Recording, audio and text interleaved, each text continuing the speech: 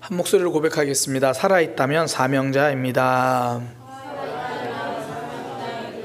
한 번 더 고백합니다. 살아있다면 사명자입니다. 오늘 성경은 죽음에 대한 이야기죠. 아론의 죽음인데요. 사실 요즘 시대는 죽음이 격리된 시대죠. 죽음을 접하기가 너무 어려웠어요. 더 정확히 말하면 막 죽음을 숨기려고 하는 것 같아요. 그러니까 장례식장 안에다가만 가두어 버리죠. 그러니까 죽음이 격리된 시대. 이전에는 장례를 이제 집에서 치렀잖아요. 고인의 시신도 방 안에 있었고. 그래서 이 향을 피우는 이유가 이 종교적 이유 의미도 있겠지만 사실 시신의 냄새를 가리는 용도가 있었던 거죠. 그러니 뭐 어린아이들도 어릴 때부터 죽음을 그냥 쉽게 접하면서 이렇게 살았습니다. 그러니까 원래 죽음이란 게 그래요. 피하고 격리시켜야 할 존재가 아니거든요. 삶과 죽음은 떨어뜨려 놓을 수 있는 게 아닙니다.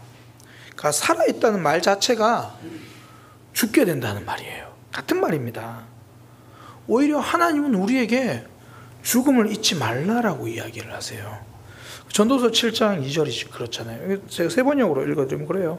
초상집에 가는 것이 잔치집에 가는 것보다 더 낫다. 살아있는 사람은 누구나 죽는다는 것을 명심하여야 한다.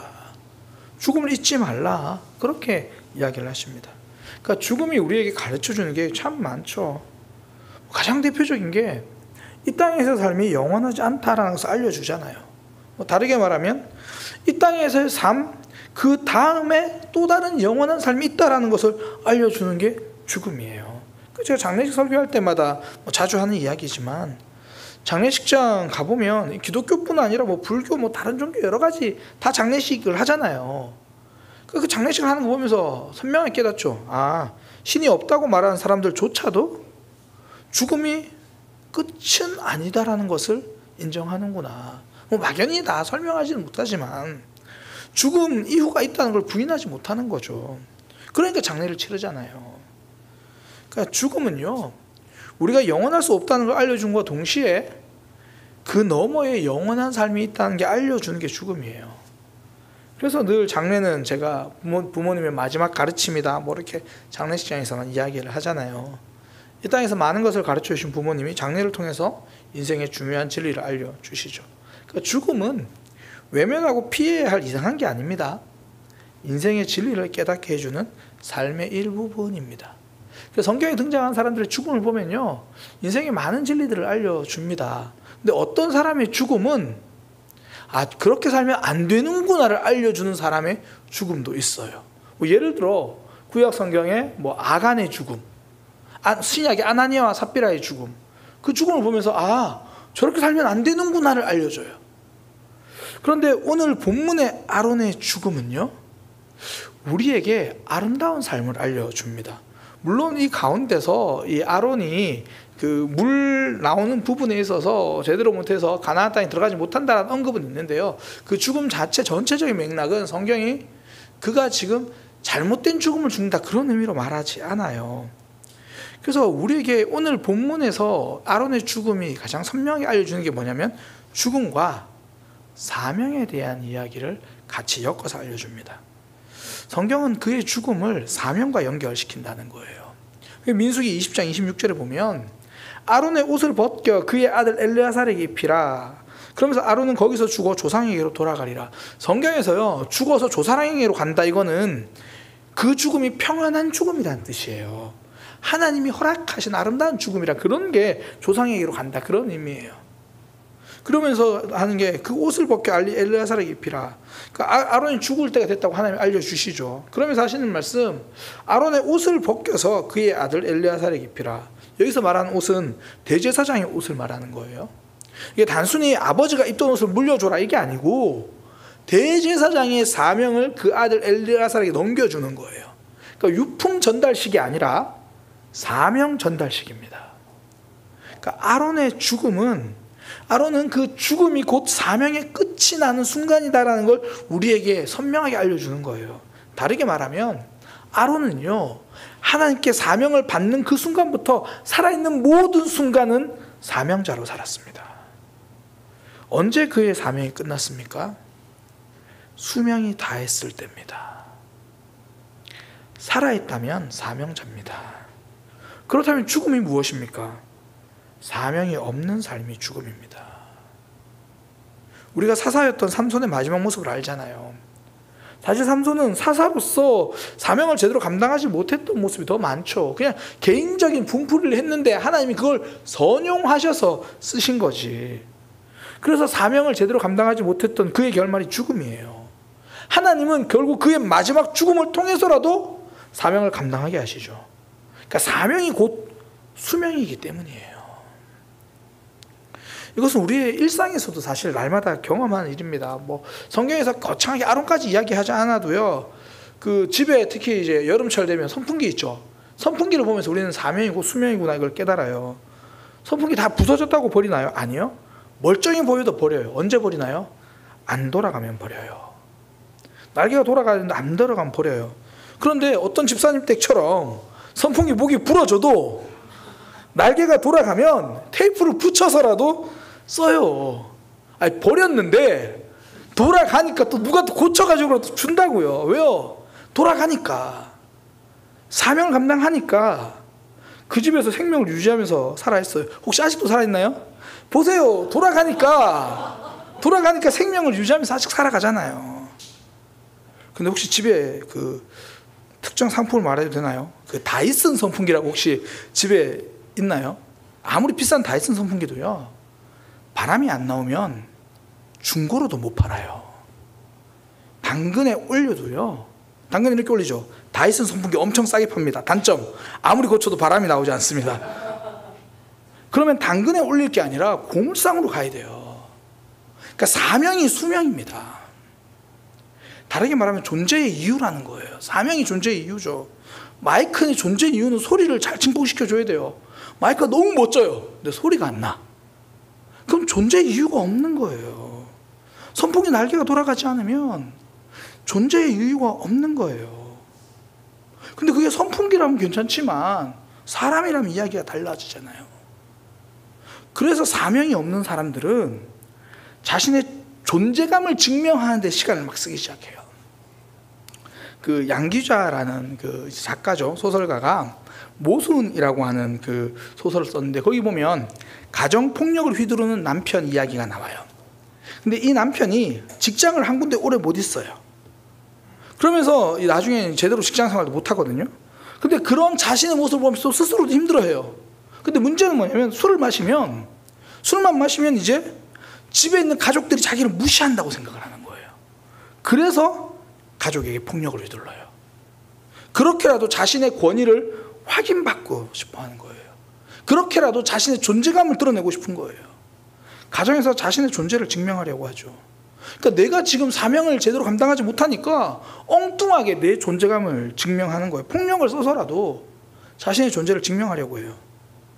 직장생활 해보신 분들은 아마 아실 거예요. 일 잘하는 상사 밑에 있으면 업무가 힘들긴 해도요, 불합리한 갑질은 하지 않아요. 일을 잘하는 직장 상사 밑에 있으면. 대신 일은 좀 많아요. 일을 너무 잘해서 밑에서 할 일이 많아요. 그런데요, 불합리한 갑질을 하는 상사들의 공통점이 뭐냐면 본인이 일 못하는 사람들이에요. 본인들이 일을 잘 못하니까. 근데 밑에 막 그 이제 새로 온 사람들은 자신 존재감을 증명해야 되니까 아무것도 아닌 것 같고 꼬투리 잡는 거예요. 그러니까 내가 사명을 잘 감당하지 못하니까 오히려 주변을 힘들게 하는 거죠. 근데 사명을 위해 살아가는 사람들은 그 반대예요. 존재 이유가 선명하니까 존재 이유를 굳이 증명하지 않아요. 아니, 사명 하나 보고 가기도 바쁜데 다른 사람과 싸울 이유가 어디 있어요? 바울을 보면 그렇잖아요. 바울은 자신의 삶을 이렇게 얘기합니다. 고린도전서 9장 18절에 복음으로 말미암아 자기 상이 무엇이냐? 내가 복음을 값없이 전하고 복음으로 말미암아 내게 있는 권리를 다 쓰지 않는 이거다. 그러니까 무슨 말이냐면 내가 복음을 전하는 그거 하나 때문에 내 권리를 다 쓰지 않겠다. 난 손해도 보겠다는 거예요. 그걸로 막 나가 더 내 권리를 챙기려고 싸우지 않아요. 그러니까 복음을 전하는 사명 때문에 많은 것 내려놓겠다 그런 말이죠. 그러면서 이어서 하는 말이 20절부터 22절에 보면 우리가 너무나 잘 아는 구절이잖아요. 내가 유대인에게는 유대인처럼 될 수 있다. 왜? 유대인을 구원하는 그 일에 유대인을 얻고자 하며 율법 아래 있는 자들에게는 율법 아래 있는 게 난 율법 잘 지키지만 그렇게 율법 아래 있는 자 같이 되는 건 또 그들도 얻고자 함이고 계속 그런 이야기를 하는 거예요. 뭐 약한 자들에게는 약한 자들처럼 된 것은 그들을 얻고자 함이요. 그래서 내가 여러 사람에게 여러 모습이 된 거는 쉽게 말해서 이 사람한테 나는 맞출 수 있어. 저 사람도 맞출 수 있어. 아, 이걸 원해? 그거 해줄게. 왜요? 몇 사람이라도 구원하고자 함이니. 사명이 분명하니까 붙들어야 할 것과 내줘야 할 게 선명합니다. 그러니까 지켜야 할 것과 버려야 할 것이 분명한 거죠. 그걸로 내 존재를 증명하지 않아도 된다는 거예요. 내가 사명을 분명하니까. 바울은 다 양보해요. 근데 복음은 절대 양보 안 해요. 그러니까 내가 지키려고 하는 게 무엇인가? 아니면 내가 버릴 수 있는 게 무엇인가? 사명이 곧 생명인 사람은 무엇이 중요한지를 알아요. 그리고 우리도 교회 안에서 헌신하면서 싸우는 사람들의 특징이 뭐냐면 그 뿌리가 사명이 아니라 인정이라서 그래요. 내 존재감을 증명하고 싶었거든요. 그러니 작은 것 하나도 쉽게 넘어가지 못해요. 날 무시하는 것처럼 여겨지거든요. 그걸로 내 존재감을 찾아가니까. 반면에 사명 때문에 헌신하는 사람은요, 웬만한 거 다 넘어가요. 무엇이 되게 유명하죠. 무엇이 중요한디? 무엇이 중요한지 알기 때문에요. 사명이 삶인 사람은 주변과 싸우는 대신 주변을 살리는 삶을 살아요. 싸우는 삶이 아니라 살리는 삶. 우리가 지금 민수기를 계속 살펴보고 있지만요, 이 레위 사람의 고라라는 사람이 이 아론의 직분에 불만을 품잖아요. 그래서 도전하잖아요. 왜 아론만 제사장이냐? 우리도 제사장 하게 해달라. 그런데 그때 아론은요, 그 문제로 싸우지 않아요. 대신에 그때도 제사장의 사명을 감당해요. 민수기 17장 44절에서 48절까지 보면 그래요. 이제 여호와께서, 하나님께서 모세에게 이야기하십니다. 야, 이 회중 지금 떠나가라. 내가 그들을 멸하겠다. 그러니 이제 두 사람이 엎드린다. 이게 모세와 아론이 엎드리는 거예요. 그러면서 모세가 아론에게 이렇게 말합니다. 너 빨리 향로를 가지고 와서 제단에 불을 담아서 그걸 가지고 회중을 위해서 속죄해라. 그게 제사장의 사명이니까 그거 하라는 거예요. 그럴 때는 47절에 아론이 모세의 명령을 따라 향로를 가지고 백성을 속죄하고, 그래서 전염병이 끝나요. 지금 나를 공격한 그 일 때문에 생겨난 일이에요. 그런데 아론은 그거 갖고 싸우지 않아요. 왜요? 자기가 감당해야 될 사명이 있으니까. 그에겐 사명이 생명이고 삶이니까.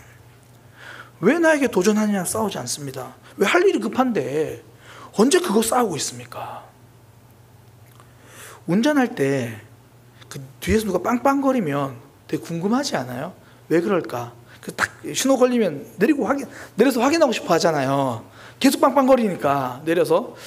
싸우려는 건 아니고 궁금하니까, 혹시 나를 알아서 빵빵거리는지 왜 그러는지. 그렇습니다. 빵빵거리면 막 서서 싸우고 싶어 하는 사람들이 있어요. 그런데 만약에 그때 내 아이가 급히 병원에 가고 타고 있는데 뒤에서 누가 빵빵거린다고 해서 차를 세우겠습니까? 안 세워요. 내가 아무 잘못 안 했어도 저 사람이 막 그렇게 막 화를 내도 저 사람이 비켜주기만 한다면 잘못 안 한 일도 사과할 거예요. 내가 살리려고 하는데 언제 싸우겠습니까? 사명이 선명한 사람은요, 지켜야 할 것과 버려야 할 것을 분명하게 구분합니다. 사명이 삶인 사람은 주변과 싸우는 대신 살리는 삶이 되는 거예요. 이 부분에 가장 선명하신 분이 우리 예수님이잖아요. 예수님은 사명이 생명인 걸 넘어서 그냥 생명 주러 오신 분이에요. 그게 사명인 거죠. 십자가 지러 오신 분이에요. 예수님 십자가 때문에 생명 버리셨죠. 예수님 부활하시니까 괜찮잖아요. 그게 괜찮지 않다는 걸 우리가 너무 선명하게 아는 게 겟세마네 동산 기도잖아요. 나 부활하는데 십자가 하루만 딱 지으면 되지. 그게 아니었잖아요. 하나님, 저 이거 옮겨주시면 안 돼요? 저 이거 진짜 못하겠는데요. 오죽하면 너무 힘든데 나는 기도하는데 제자들은 내 마음도 몰라주고 그래가지고 나는 마음이 죽을 것 같은데 너 왜 기도 안 해? 그렇게 말할 정도로. 그리고 십자가 위에서 우리에게 그 삶이 너무 힘들었다고 알려주시잖아요. 엘리 엘리 라마 사박다니. 나의 하나님 어찌하여 나를 버리시니까. 쉬워서 올라간 게 아니라는 거예요.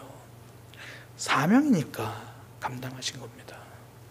사명이 선명하니까 내 목숨이라도 버려야 한다면 버리고, 내가 지켜야 할 피 흘림의 사명, 그거 지키는 거죠. 무엇을 버려야 하고 무엇을 지켜야 하는지 선명해요. 오늘 본문은 아론의 죽음을 아론의 사명과 연결시키잖아요. 그리고 그 마지막 모습을, 그 아론의 죽음의 모습을요, 성경이 인정해줘요.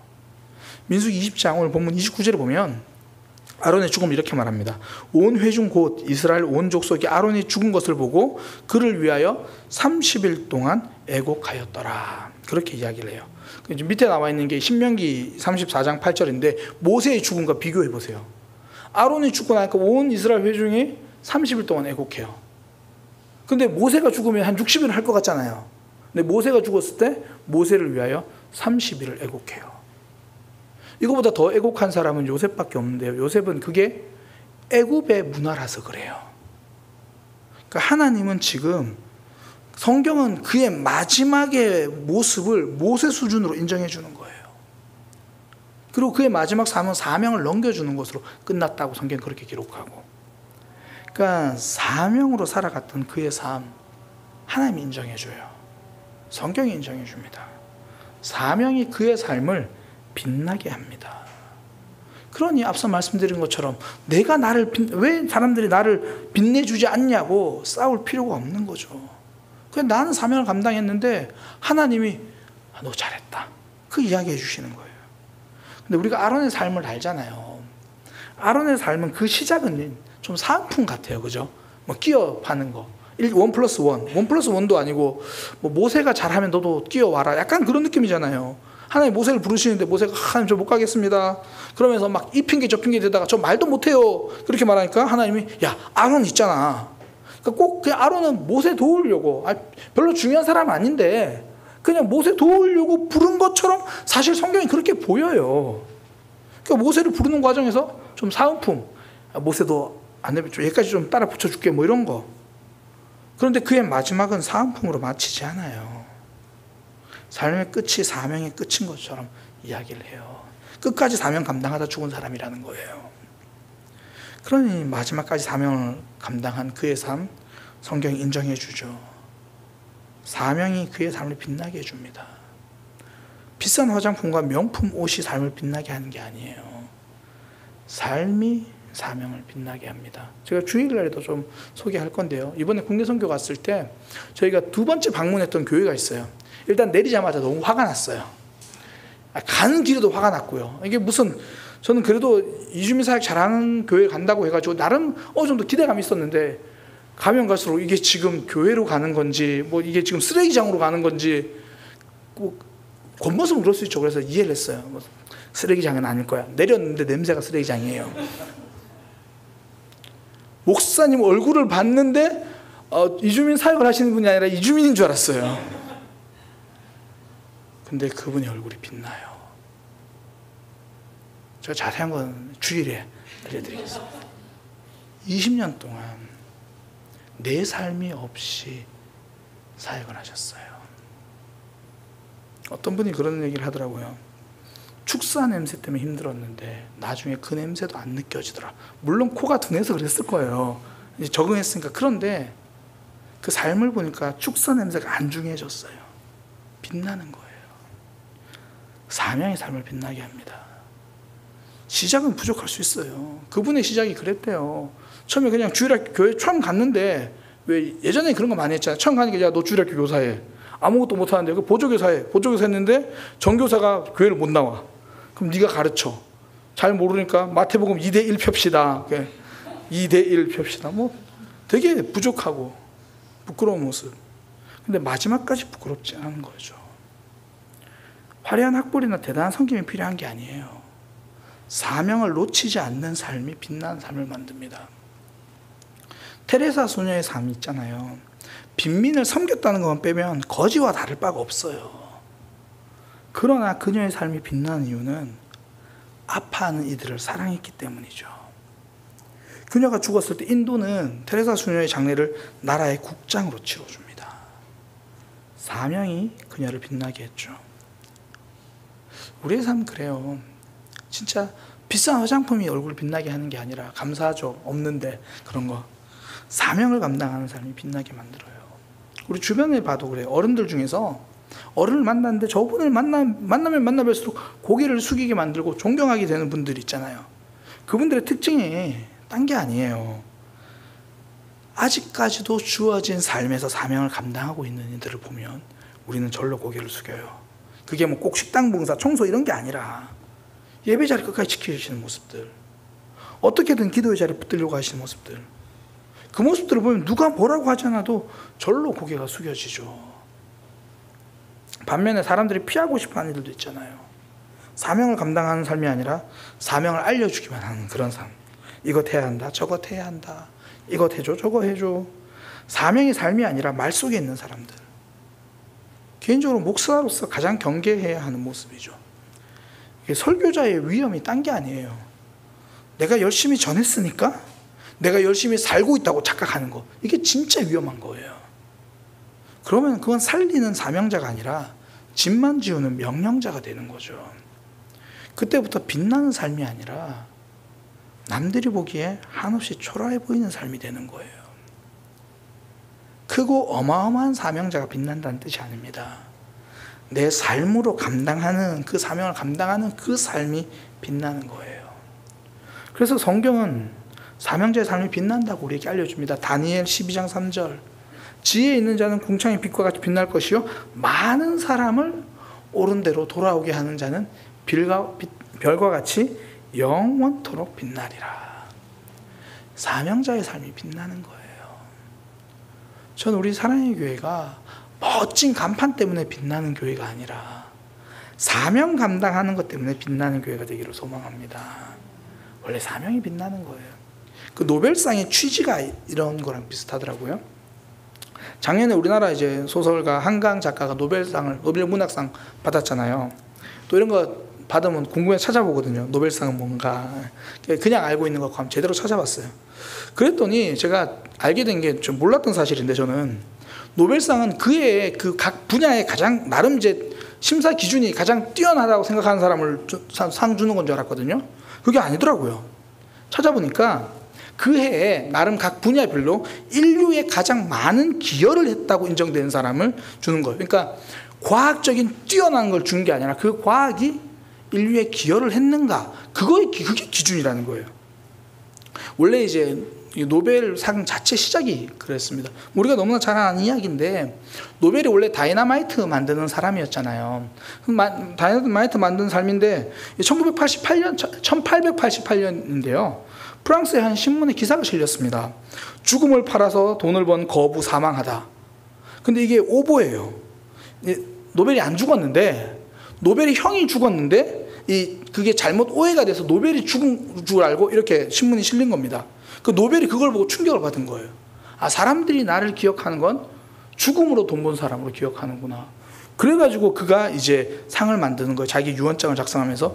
그러면 이렇게 말하는 게, 전 재산을 기부하면서 인류의 가장 큰 공헌을 한 사람에게 상을 주겠습니다. 그렇게 만들어진 게 노벨상입니다. 그러니까 이게 나 혼자 앞서가는 사람에게 주는 상이 아니라 더불어 함께 가는 사람에게 주는 상이에요. 그러니까 작년에 한강이 받은 게 좀 이해가 되죠. 한강 작가의 소설의 특징이 시대의 아픔에 눈을 감지 않은 거잖아요. 그러니까 다른 이들의 아픔을 외면하지 않고 과거의 아픔 때문에 울고 있는 이들과 함께 울어준, 그게 한강 작가의 책이거든요. 그게 노벨상을 받은 거죠. 이게 하나님이 주시는 상이 사실 그렇죠. 마지막 날에 하나님이 칭찬하시는 이들을 보면 울고 있는 이들과 함께 울었던 이들을 하나님이 칭찬하시잖아요. 내가 줄일 때 너희가 먹을 것을 주었고, 내가 목마를 때 마시게 하였고, 나그네 되었을 때 영접해 주었다. 너희야말로 아버지께 복받을 자다.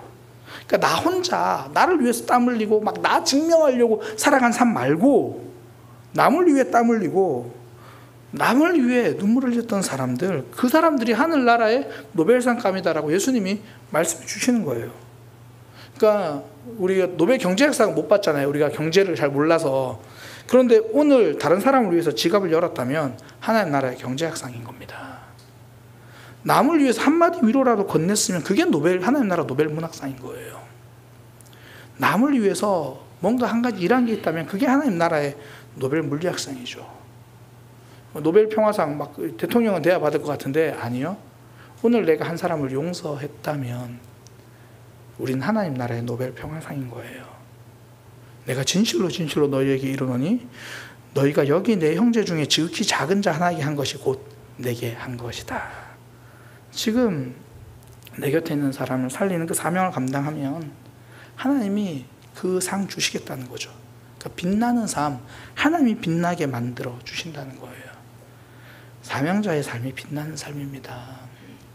오늘 우리가 성경을 보면서 보통은 우리가 성경을 볼 때는 이 아론보다 모세를 많이 주목하잖아요. 앞에 서 있으니까. 그런데 하나님은 아론의 죽음도 인정해 주시는 거예요. 그의 마지막도 귀하게 기록해 주십니다. 그는 죽을 때까지 사명을 감당한 사람이다. 마지막까지 사명자로 살았던 사람이다. 그의 대제사장 옷은요, 죽을 때 벗게 됩니다. 우리의 삶이 그래요. 사명이 끝나는 날은 딱 하나예요. 우리의 생명이 끝나는 날. 그때까지 감당할 사명 붙들고 가시기를 소망합니다. 살아있다면 사명자예요. 그러니 내 존재를 다르게 증명하지 말고 내가 오늘 한 사람 살리면서 하나님이 나를 인정해 주시는 그 믿음의 삶을 함께 걸어가는 저와 여러분 되기를 소망합니다. 그런 우리 사랑의 교회가 되기를 소망합니다. 기도하겠습니다. 하나님, 아론의 죽음을 사명과 연결해서 우리에게 알려주십니다. 우리의 삶도 끝까지 사명 붙들다가 하나님이 부르실 때 그 순간 사명 내려놓고 하나님께로 갈 수 있는 삶 되게 하여 주옵소서.